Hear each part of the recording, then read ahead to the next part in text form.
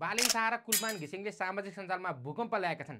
साँझपख कुलमान घिसिङ पदमुक्त भए पछाडि सामाजिक सञ्जालमा एक खालको तरङ्ग मचिएको थियो भने फेरि करिब 10 बजे राति बालिन शाहले कुकुचाभित्र नेताहरूलाई गाडिदिन्छु भन्ने खबर बाहिरिए पछाडि त सामाजिक सञ्जालमा भूकम्प नै आएको छ।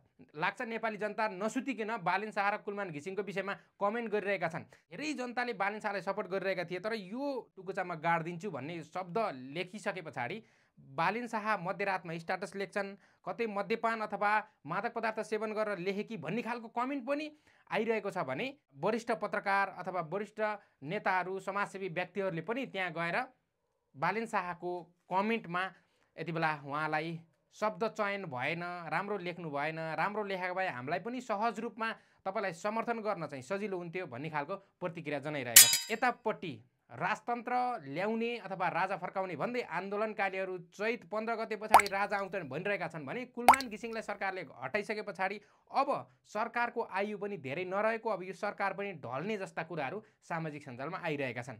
तपाईँलाई यो विषयमा के कस्तो लागिरहेको छ कृपया कमेन्ट गर्नुहोला।